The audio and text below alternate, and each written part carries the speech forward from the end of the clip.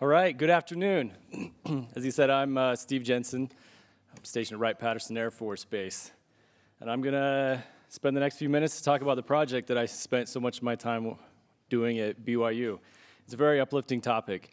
But in all seriousness, I joke around a lot, and it's a sensitive topic that we don't really like to address. And so even though I'm kind of a clown at heart, and I can be,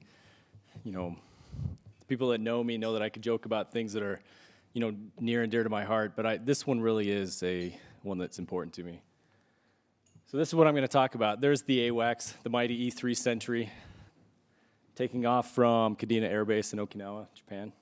So I'm going to talk about the purpose, the toolkit, and then some of the limitations and future application. So the purpose, as you know, suicide is an issue, both in society at large and in the military. And I apologize, I did focus towards a military audience when I made this, but it's just as applicable in a lot of ways to our law enforcement and our civilian counterparts. So take whatever you can use out of it in your jobs as well. So I made it for specifically military chaplains. My brother-in-law actually killed himself about 3 or 4, 5 years ago, and I saw the direct impact that it had on my wife's family. And I've been around the military for about 9 years now, and suicide awareness, or suicide prevention awareness is very high. But once it happens, there's kind of this, oh no, it wasn't supposed to happen when I was in charge. What do I do now? And so I wanted to create something that, chaplains can use when you're advising leadership and how they're taking care of, and how you're taking care of the people. So this is the toolkit that I made that are sitting over there, so please take one. What is postvention? Postvention is a term that was coined by Edwin Schneidman back in the, 1969, 1970, somewhere around in there. And he's one of the, he's known as one of the forefathers of suicidology in the U.S. So postvention is just that. It's post-suicide, but it can act as a preventative measure for, those impacted by suicide. But it's those actions that you take to help those affected, those survivors of suicide. This is just some of the highlights that I picked out that I want to talk about in the next few minutes. Themes of suicide grief, how that can vary different. So grief, there's some very similar flavors of grief no matter what you're grieving, whatever the loss is. But suicide has some unique aspects to it. For example, there's actually a relief sometimes after a suicide happens, because family members or friends, they saw their loved one in pain and they could see where this was heading and they just couldn't help them, and they just saw this as a never-ending problem. And then when they were finally dead, they found themselves relieved. And then following the relief, there's guilt associated with it. Why am I so relieved right now? So I just have a brief chart in there that you can take a look at.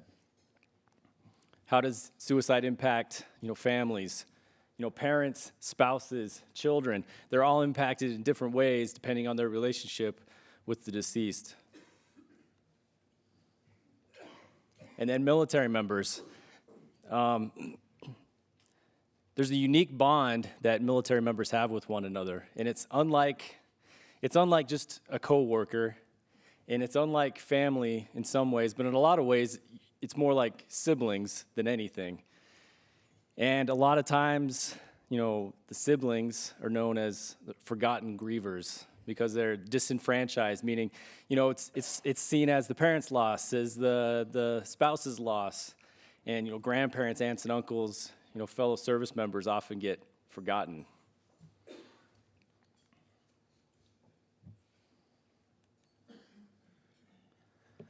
I threw in a couple models for grief in there. We're all familiar with the Kubler-Ross 5 stages of grief, which aren't really, steps, but they're fluid. You bounce back and forth.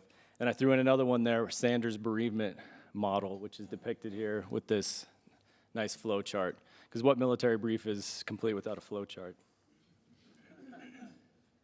I threw in different metaphors for grief. For example, with the ball in the glass jar, there's 2 different renditions of it. You have the top one, so the jar is this big, and the ball fills the entire jar. But over time, and the jar is your life, the ball is the grief. Over time, that grief, shrinks down, and you have more space in your life for other things other than just your grief.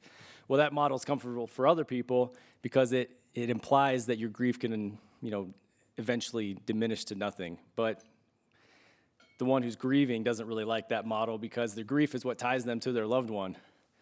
So the bottom one is really what's, more accurate in that regard. So the ball fills the entire jar, but the jar is small, and over time it's the jar that grows and allows more space in your life for other things, while the grief remains the exact same size and never goes away. I threw in bibliotherapy. One of our professors, Melissa Heath at BYU, she was big into bibliotherapy. She sold us on it. So I threw in some books, because sometimes books are a way that communicates to someone, especially children, where they can use the characters in the book and the narrative to help them tell their own story. And then providing respect and honor. A lot of times we don't want to talk about the suicide. We don't want to talk about the person who killed themselves because we see it as a selfish act or however we view it based on our social or theological worldviews. But we can still honor the fact that they wore the uniform and not necessarily the act that ended their life. And then being able to, advise leadership on how to care for those. Communication, words mean things, as they say. And how do you communicate talking about it? Well, it's not really don't call it a successful suicide, because then, you put words of success or failed, then you're qualifying the act. It's completed. You're just saying it is what it is. It's a completed act. They died by suicide. It wasn't a failed attempt. And then don't tell people that, they're in a better place.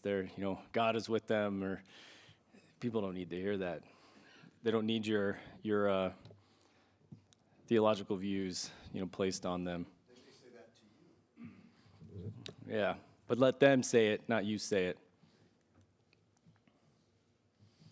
And as, all things, I didn't find a whole lot as far as postvention in a military setting, suicide postvention. So to my knowledge, this is the only thing geared towards chaplain. I did find one other, suicide postvention toolkit that I borrowed things from and included in this. So I'm hoping that this, is a starting point so that, others that are wiser and more educated and more handsome than I can go on and complete this thing and, do greater things with it. Because I'm an inexperienced, I was a graduate student. I was not even a chaplain at the time. I had spent many years in the military, but not necessarily in that role. So I acknowledge that my own inexperience in creating this. So as you find things, I put my contact information in the back. So, give me feedback in how this can be a better product in the future. Just don't be a jerk about it. And in summary, this is what I talked about. This picture here is for Frank Clausen, because what's cooler than a fighter pilot walking into the sunset? Navy fighter pilot. Still fighter pilots. All right, and this completes my brief. You have any questions? Here's the sources. All right. Thank you for your attention.